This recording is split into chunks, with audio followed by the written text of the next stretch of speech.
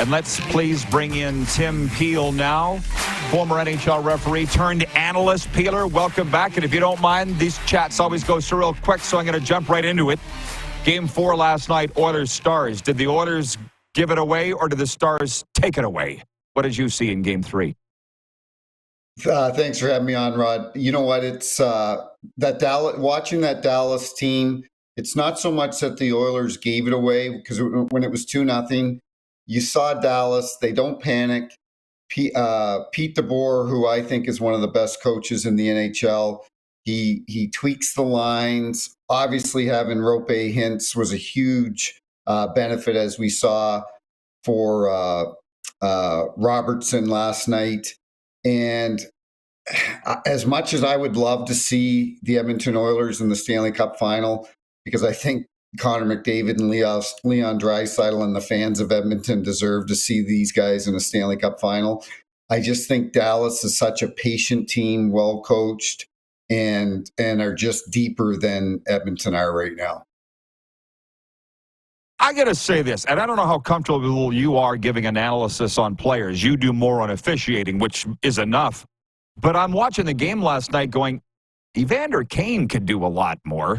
He's done a lot more the last 2 seasons, playoff season. You know what I mean? Like, it's because if you're an Oilers fan, you know this, Tim. They're sitting there going, if not now, when? You know what I mean? Yeah. You know what? In fairness to Evander, I had an ex-player text me last night, and he goes, Evander looks like he's out of shape. I said, no, Evander's not out of shape. Evander's had multiple injections, and I can say this on air, but in his pubic area, because of I don't want to say it's a sports hernia. I don't know exactly what the diagnosis is, but he has been struggling with this for months, and he's been getting injections to try to get him through the season before he eventually has to have some surgery on it. So it's unfortunate, because you're right, that isn't the same Evander Kane. You know, Evander Kane to me is one of the best north-south skaters in the NHL. His stride, he's an incredible player, incredible stride, but he just doesn't have it right now. And I think he's dealing with some ailments that just doesn't let him play the game that he normally would.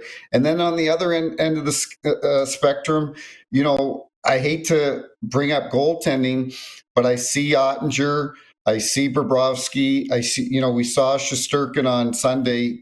The Rangers completely stole that game in South Florida with Shesterkin's efforts. Stuart Skinner, I'm sorry, he's got to make a couple saves. He's got to make that last save on Robertson, which was Robertson's 3rd goal. And not to beat Skinner up, but if you're going to get to the Stanley Cup Finals, you need your goaltender to make some timely saves. Great analysis, which, by the way, Ted in Salmon Arm, BC, has an officiating question for you, and he just wants to know how you feel about a hooking call and an embellishment call. I've always said the same. How can it be both? It's either one or the other. How do you feel about that? Yeah, no, you know, that's a question that gets asked every year. There's people, I get their confusion on why an embellishment call is called after hooking or after a tripping penalty.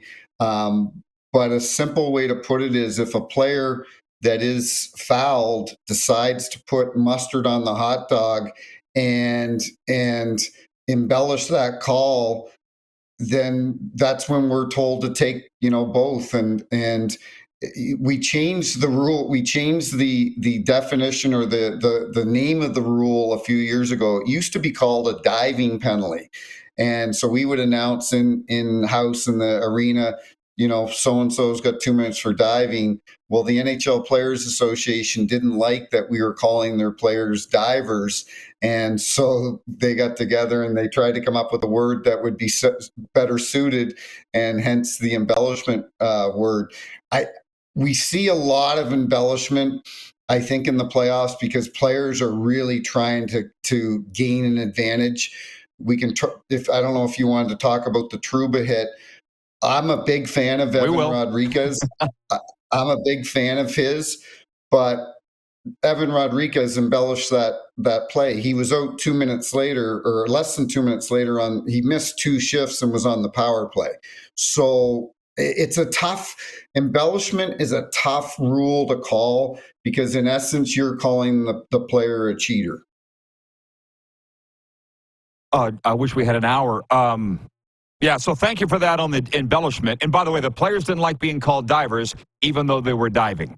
Got it. Right. I saw your tweet where you said this is not a major. And at first glance, it looked like it was. But, of course, I'm a Panthers guy. So why do you think it wasn't a major? So you're right. The elbow is obviously up. I think if it's anybody other than Jacob Trouba, the hockey world isn't really discussing it to the levels that we are in the last couple days because of his history, throwing chicken wings. He almost decapitated a poor Carolina player in the first round or the second round. And he just has a reputation. He plays on the edge. But I've watched that replay several times. I saw the other angle from behind. He catches him more on the back and it rides up into his jaw, ear area. To me, that's just not a major penalty. It's a minor penalty, and the correct call was made on the ice. And I don't have a problem with how the officials handled it. I think, once again, if it's anybody else other than Trouba, they're not even talking about a major penalty on this play. To rewind, what you said about Evan Rodriguez is the best, that he laid on the ice and he was out next shift. And but you can't blame the players and coaches either, by the way, Peter, because when we live in a win-at-all-cost society and you get fired if you lose enough, you can't blame them. You can't. Which brings me to my next and final point. Trying to influence the officials, whether it's Don Sweeney coming out and saying, hey, we're getting screwed, which the last time you were on, you basically admitted that they were, right, on the Sam Bennett thing, no matter who was responsible for it. How much, I don't think you could be influenced, but how much of that gamesmanship goes on just within the games, let alone in the media?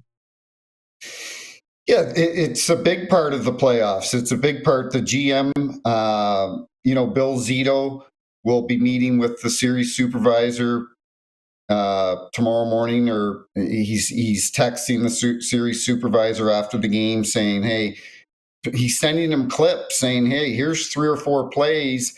Why aren't these penalties? And Chris Drury is doing the same thing on the other end, sending the series supervisor clips. And, he's probably saying, why didn't Evan Rodriguez get an embellishment penalty on that play? So there's a lot of gamesmanship going on right now during the Stanley Cup, the conference finals. And it doesn't influence our officials. Our officials will sit down with the series supervisor before the game tomorrow, whether it's at lunch, an afternoon meeting. They'll go on about what has happened throughout the series. And our guys go in. That'll be game 4. It'll be a brand new crew. They try not to use the same crew twice in the series unless it's a game 6 or 7. So game 4, it'll be a brand new crew that is just going to come in there, and they are going to have an unbiased opinion on what's gone on in the game. They're just simply, or what's going on in the series. They're simply going to go out and call the game to the best of their ability and make it fair for both teams, because besides the teams wanting to go on to the Stanley Cup Finals, that crew that's working the game tomorrow night, they want to get selected to work the Stanley Cup Finals. So they're going to go out and do the best job that they can do. Thank you for the explanation, and I will tell our viewers, go look up Tim Peel on Twitter right now. I would say, top 3 of my favorite follows right now, and the only other one off the top of my head I can remember or think of right now is Ron Duguay. You and Ron Duguay, for saying it the way it is. I hope you're enjoying analyzing it as much as you are, because there's nobody else doing it. And Peeler, thanks. I look forward to our next chat, and enjoy the hockey. Thanks, Rod. I appreciate it. I only wish that I looked as good as Ron Duguay, but yeah, I love following Ron as well. Thanks for having me on. We all do. All right, thanks, Peeler. We all wish we looked like Ron Duguay.